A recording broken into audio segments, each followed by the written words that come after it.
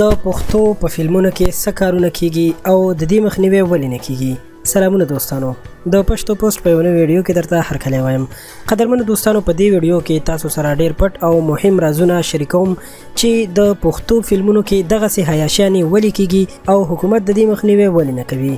د ویډیو تر اخره موږ سره اوسئ او زموږ چینل خامخا سبسکرایب کړئ. دوستانو، تاسو ته به معلومه وي چې د پښتو په فلمونو کې نن سبا کوم کسان ډیر مخکې دي، نو هغه درې کسان دي چې د یو نوم ارباز خان دی، د بل نوم جهانگیر خان او د دریم نوم شاهد خان دی. ارباز خان چې د اسف خان زوی دی او یو پنجابی اداکار خوشبو سره واده کړی دی او په ډیرو پښتو فلمونو کې کار کړی دی، او همدغسې شاهد خان چې په پېښور کې یوه سینما هم لري او د پښتو فلمونو یو هیرو ځان ته وایي. ورسره جهانگیر خان هم همدغسې د لسګونو کلونو راهیسې نه په پښتو فلمونو کې کار کوي. دوستانو، که تاسو د دوی فلمونه وګورئ نو دوی تل دا کوشش کړی دی چې پښتانه وشرموي، ځکه چې دوی په خپلو فلمونو کې ښځو ته کوم قسم جامې اچوي او کوم قسم ډانسونه کوي، نو دا بالکل د پښتنو په کلتور کې نشته. د یادول وړ ده چې دا ښځې ټولې دوی د پنجاب نه راولي او دلته یې د پښتنو په تور پیش کوي او فلمونه پې جوړوي، خپلې پیسې پرې ګټي. دوستانو، دوی سره هیڅکله هم د پښتو د کلتور او کلچر قدر او خیال نشته. د دوی فکر صرف په خپلو پیسو ګټلو کې دی. په همدې اړه باندې د جهانگیر خان نه یو ځل پوښتنه هم شوې وه چې ولې تاسو په پښتو فلمونو کې د خپل کلچر خیال نه ساتئ؟ تاسو چې څه په پښتو فلمونو کې پیش کوئ، یعنی دغسې بېهوده جامې اچول، مړي کول او داسې نور قسم ډیر کارونه چې هغه په پښتنو کې نشته، خو تاسو یې په فلمونو کې په بیا ځل پیش کوئ.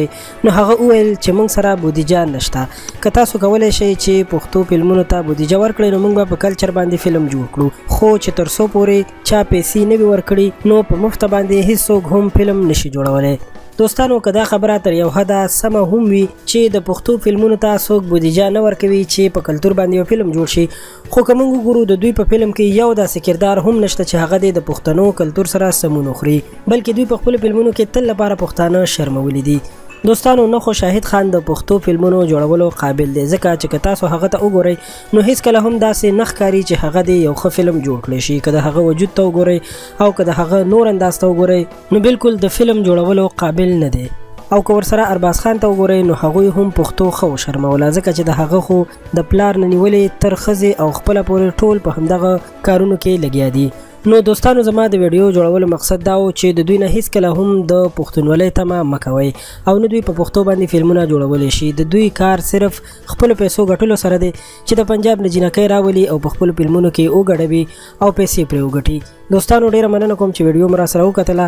په دې هیله چې تاسو به د دې ویډیو په مقصد باندې پوه شوي یئ، نو ښه ډیره شیر کړئ چې تر دوی پورې هم ورسیږي. زموږ چینل سبسکرایب کول مو هیر نشي. ډیره مننه.